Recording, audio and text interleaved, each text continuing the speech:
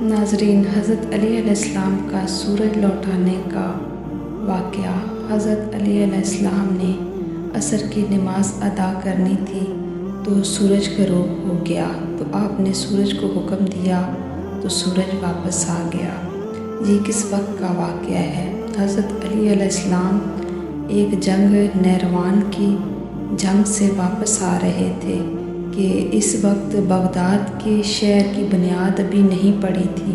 وہاں آپ نے ایک قیام پر نماز ادا فرمائی۔ نماز کے بعد آپ اس مقام سے روانہ ہوئے، بابل کی سرزمین میں داخل ہوئے۔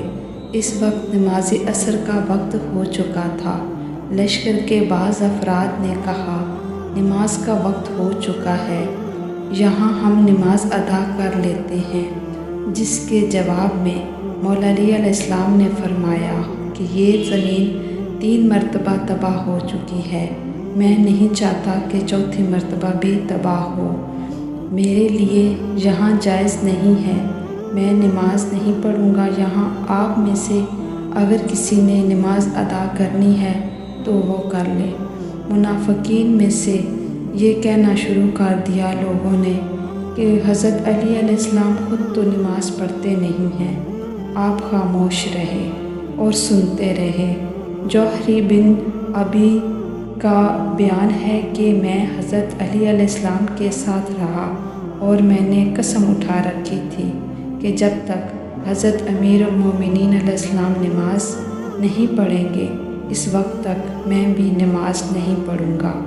آپ نے بابل کی سرزمین کو عبور کیا۔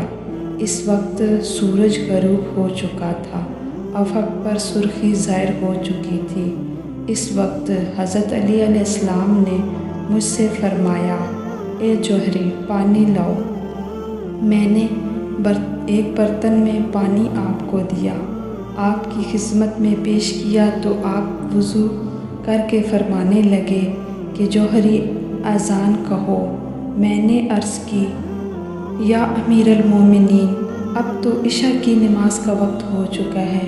آپ نے فرمایا، نہیں، عصر کی اذان کہو۔ پھر فرمایا، اقامت کہو۔ ابھی اقامت کہہ ہی رہا تھا کہ میں نے دیکھا کہ آپ کے لب متحرک ہوئے، آپ کی زبان مبارک سے ایسے کلمات جاری ہوئے جس